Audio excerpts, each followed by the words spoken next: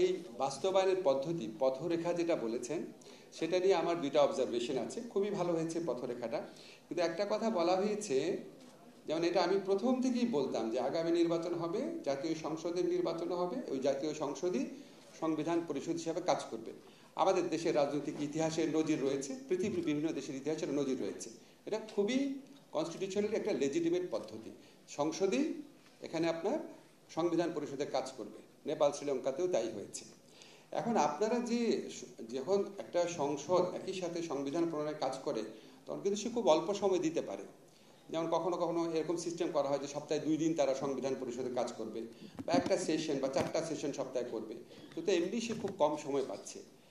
এরকম একটা সংবিধান পরিষদ যে জাতীয় সংসদ হিসেবে কাজ করবে, সে তার সম্পূর্ণ সময়ের খুব বেশি হলে 50% সময় এখানে দিতে পারবে। এরকম একটা সংবিধান পরিষদ 90 দিনে সংবিধান রচনা করে ফেলবে এত দ্রুত? আমার কাছে এটা মনে হয়েছে একটু মানে উচ্চাশা।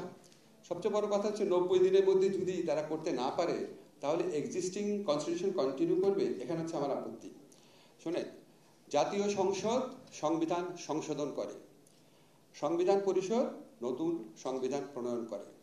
নতুন সংবিধান প্রণয়ন হতে আমাদের পার্শ্ববর্তী দেশে এমন উদাহরণ আছে 8-9 বছর লেগেছে। তো নতুন সংবিধান প্রণয়ন হতে বহুদিন লাগতে পারে। এখন এই জন্য আমি 72 সংবিধান কন্টিনিউ করব? তো নতুন সংবিধান প্রণীত না হওয়া পর্যন্ত বর্তমান যে সংসদ থাকবে, যে সংসদটা, যে সংবিধান পরিষদ যখন সংসদ হিসেবে কাজ করবে, সে 72 সংবিধানের প্রয়োজনীয় অ্যামেন্ডমেন্টগুলো করে ফেলবে। এটা আপনাদের ইমপ্রুভ করতে হবে যে গণপরিষদ হিসাবে যখন সে কাজ করবে, সে নতুন সংবিধান প্রণয়নের কাজ করতে থাকবে। ওটা করতে আমার ধারণা 2-3 বছর লাগতে পারে। এই 2-3 বছর কি আমি 72 সংবিধান বহন করব? এই 2-3 বছরের জন্য তারা যখন জাতীয় সংসদ হিসাবে কাজ করবে, তখন তারা সংসদের কিছু ফান্ডামেন্টাল অ্যামেন্ডমেন্ট আনবে। যেমন আমরা সবাই জানি প্রধানমন্ত্রী ক্ষমতা, আর্টিকেল 70, তারপরে আমরা সবাই জানি হচ্ছে যে আপনার উচ্চ আদালতের ডিসেন্ট্রালাইজেশন, বিচার বিভাগের স্বাধীনতা, এই সংক্রান্ত কিছু ফান্ডামেন্টাল জিনিস যেটা নিয়ে সমাজে বহু বছর যাবত ঐক্য আছে।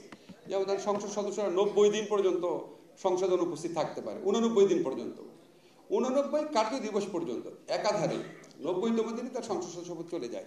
এই ফান্ডামেন্টাল জিনিসগুলো যেটা আমরা সবাই সারা জীবন ধরে বলে আসছি, এগুলি জাতীয় সংসদ পরিবর্তন করতেই থাকবে। নতুন সংবিধান প্রণয়ন কবে হবে, এই জন্য আমি এই 72-এর বোঝা কেন বহন করব?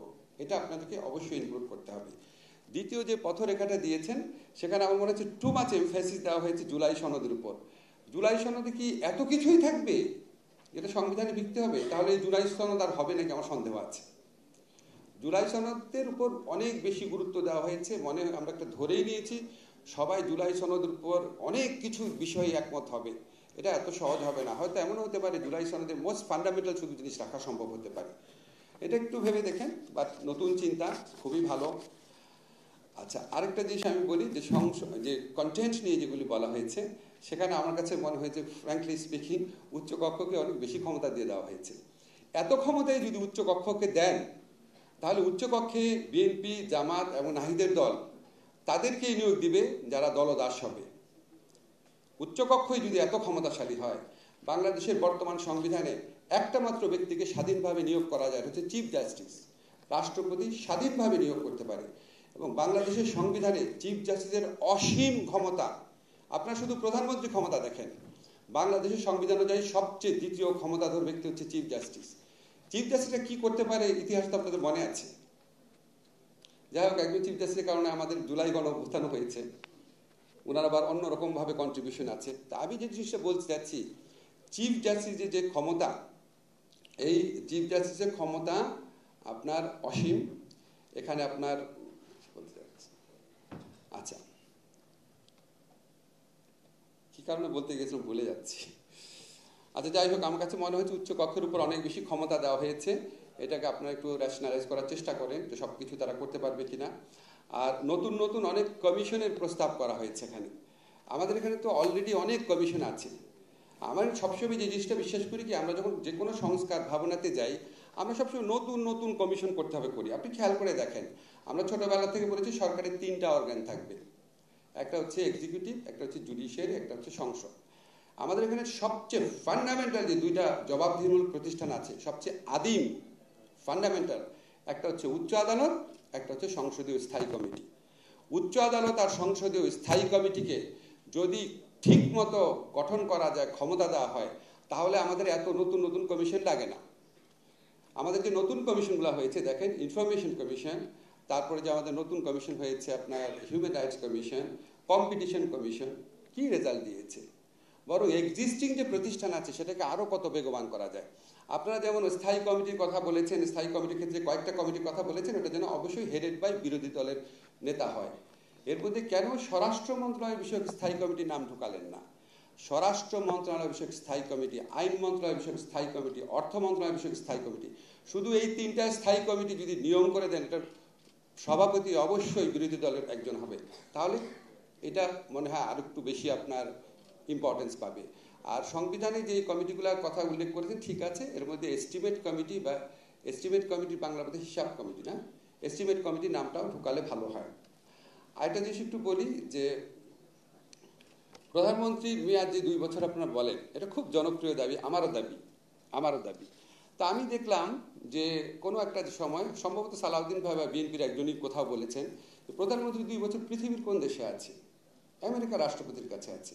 তা আপনি প্রধানমন্ত্রী 2 বছর বললেই শুধু হবে না, আপনি যদি কনভিন্সিং আর্গুমেন্ট করতে হবে তো, যে পৃথিবীর আর কোন কোন দেশ আছে সেটা বের করে তারপর দেখেন হয় কিনা। কারণ প্রধানমন্ত্রী 2 বছরের মেয়াদ কিন্তু কোথাও নাই আসলে। আপনি ইন্ডিয়া বলেন, ইউকে বলেন, কোথাও কিন্তু নাই। ফলে আপনাকে যখন বিএনপি বা অন্য যারা বিরোধিতা করতে চাবে যে প্রধানমন্ত্রী 2 বছর মেয়াদ কেন, আপনাকে কিন্তু ইমোশনাল ভাবে বললে হবে না, 2 বছর মেয়াদ করলে হবে। 2 বছর মেয়াদ যদি বাংলাদেশে বর্তমান যে সিস্টেম ছিল, 2 বছর 2টা মেয়াদও যদি রাখেন, আপনারা যেটা করতে চান যে আচ্ছা একনায়কতন্ত্র থেকে মুক্তি চান, 2টা মেয়াদে করেই একনায়কতন্ত্র করা সম্ভব। ধরেন 2 মেয়াদের জন্য সালাউদ্দিন ভাই প্রধানমন্ত্রী হলেন ধরেন, তারপরে 2 মেয়াদে হবে ওনার স্ত্রী, তারপরে 2 মেয়াদে হবে ওনার সন্তান। 2 মেয়াদ সলিউশন না, 2 মেয়াদ শুধুমাত্র 2 মেয়াদ সলিউশন না। সবচেয়ে ইম্পর্টেন্ট একটা জিনিস, প্রধানমন্ত্রী ক্ষমতাটা কমায় দেন। প্রধানমন্ত্রী ক্ষমতা, যেমন আমি সবসময় একটা জিনিস বলি, ফান্ডামেন্টাল একটা জিনিস, ভারতে বলে যে রাষ্ট্রপতি ক্যাবিনেটের সিদ্ধান্ত অনুযায়ী, ক্যাবিনেটের পরামর্শ অনুযায়ী সিদ্ধান্ত নেবে, আর আমাদের এখানে রাষ্ট্রপতি প্রধানমন্ত্রী ক্ষমতা অনুযায়ী সিদ্ধান্ত নেবে। ফলে এই প্রধানমন্ত্রী ক্ষমতাটাকে অ্যাড্রেস করেন। মেয়াদটাও নির্দিষ্ট করা দরকার আছে, কিন্তু কনভিন্সিং আর্গুমেন্ট এস্টাবলিশ করতে হবে। আরেকটা কথা, যে উচ্চ আদালত প্রসঙ্গে যেটা আপনার বলতে চাচ্ছিলাম, সেটা আমার মনে পড়েছে। বাংলাদেশে চিফ জাস্টিসের ক্ষমতা সবচেয়ে বেশি প্রধানমন্ত্রীর পরে। চিফ জাস্টিসকে রাষ্ট্রপতি নিরপেক্ষভাবে নিয়োগ দিতে পারে। শুধুমাত্র এই কারণে আমার অ্যানালাইসিস, আমি কনস্টিটিউশনাল ল পড়াই প্রায় 20-25 বছর যাবত, শুধুমাত্র এই কারণে রাষ্ট্রপতি এবং প্রধান বিচারপতি এই 2টা পদেই দাস শ্রেণীর লোকদেরকে নিয়োগ দেওয়া হয়। যে এত ক্ষমতা প্রধান বিচারপতির, যে কোনো বেঞ্চ উনি ভেঙে দিতে পারে, একা যে কোনো বেঞ্চ পুনর্গঠন করতে পারে।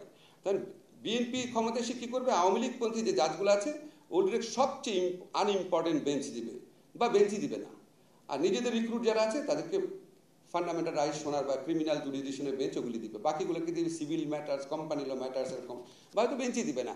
একটা লোক পুরা বাংলাদেশের সমস্ত মানুষের মানবাধিকারের বিচার কন্ট্রোল করতে পারে, একটা লোক, জাস্ট চিফ জাস্টিস।